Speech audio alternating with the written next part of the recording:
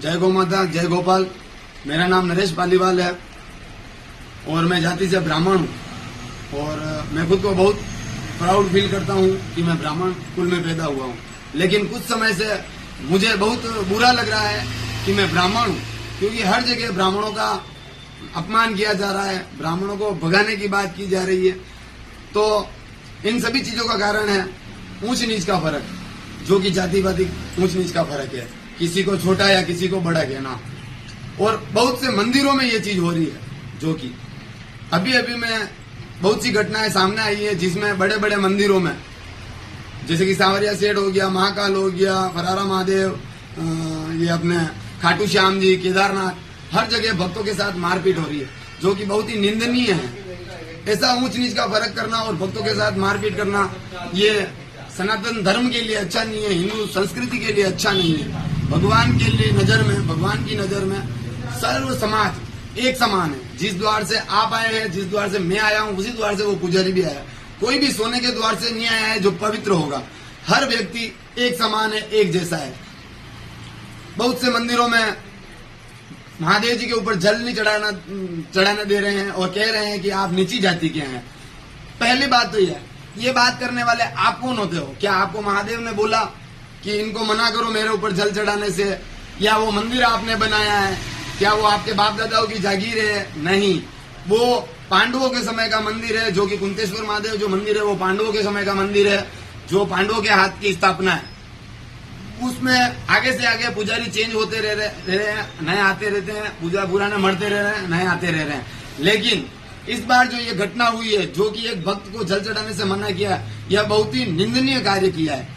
मैं राजस्थान सरकार से, केंद्र सरकार से और प्रशासन से अपील करता हूं कि ऐसे ट्रस्टियों पर कड़ी से कड़ी कार्रवाई करें, जो कि ऊंच नीच का फर्क करके भक्तों के साथ अन्याय कर रहे हैं। और मैं सभी भक्तों से भी एक मेरा निवेदन है कि आप जो भी लोग हो, जितने भी बड़े बड़े मंदिरों में जा रहे हो और मंदिरों में जाके आप जूते खा रहे हो, जबकि आप वहां प्रसाद चढ़ा रहे हो, फूल चढ़ा रहे हो, पैसा चढ़ा रहे हो, उसके उपरांत भी आपको जूते खाने पड़ रहे हैं। तो आप एक काम करिए, एक बार के लिए मेरा निवेदन है, विशेष निवेदन है, एक बार के लिए आप इन सारे मंदिरों में जाना बंद कर दीजिए, क्योंकि उन मंदिरों का जो वर्चस्व है वो इन भक्तों के कारण है। आप सभी भक्तों के कारण उन मंदिरों का वर्चस्व है।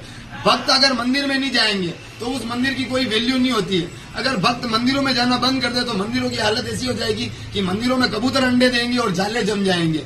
बिना भक्तों के कुछ नहीं होता है। आपने वो भजन सुना होगा कि भगत के वश में है भगवान, भक्त बिना ये कुछ भी नहीं, भक्त है इनकी शान। तो अगर आप प्रथम तो आप आपके गांव के अंदर जो मंदिर है वहां तो आप जाते नहीं हो, आपने भी प्रोपोगेंडा चला रखा है, रील्स बनाना, दिखावा करना, उसी कारण भगवान आपको सजा देता है इस प्रकार की।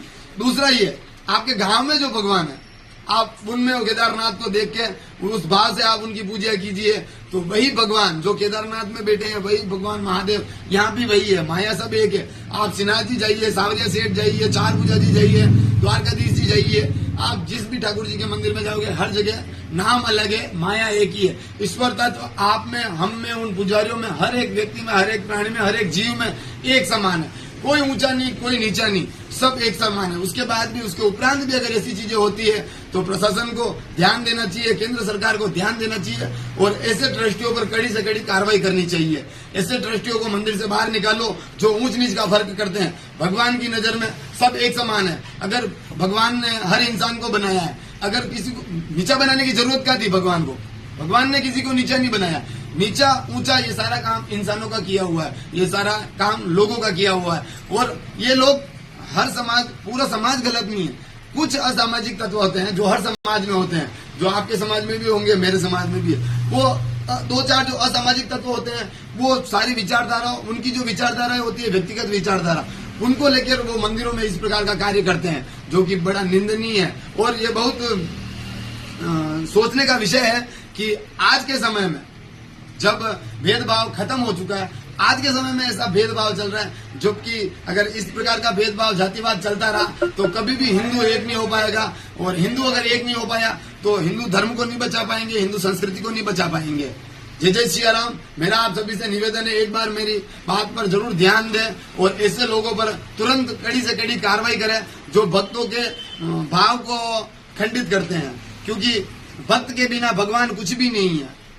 जहाँ भक्त होंगे वहां भगवान होंगे। अगर मंदिरों में भक्तों ने जाना बंद कर दिया तो मैं ये क्लियर कह सकता हूँ आपको कि उन मंदिरों में से भगवान उठकर चले जाएंगे। भगवान पत्थर में नहीं है, भगवान पत्थर में नहीं है, भगवान आपके भाव में है। आपका भाव ऐसा है कि उस पत्थर के अंदर भगवान को खोज रहा है, इसीलिए भगवान वहां पे आके बैठा है। आप आपके घर के बाहर जो भगवान है उनमें भी अगर वैसा भाव रखे, उन पर जल चढ़ाओगे, उन पे पुष्प चढ़ाओगे, और वैसे तो होना ही यही चाहिए कि आप आपके गांव में जो छोटे मंदिर है उनका विकास करो और वहां पर चढ़ावा चढ़ाओ। आप बड़े बड़े मंदिरों में चढ़ावा चढ़ाना बंद कर दो। भगवान को आपके पैसे की कोई जरूरत नहीं, क्योंकि वहां पे इतना पैसा हो गया, इतना पैसा हो गया है कि उस पैसे का वो सारा हर व्यक्ति दुरुपयोग कर रहा है। मंदिर के गार्ड भक्तों को मार रहे, अरे भक्तों को मार रहे हो, शर्म आनी चाहिए आपको।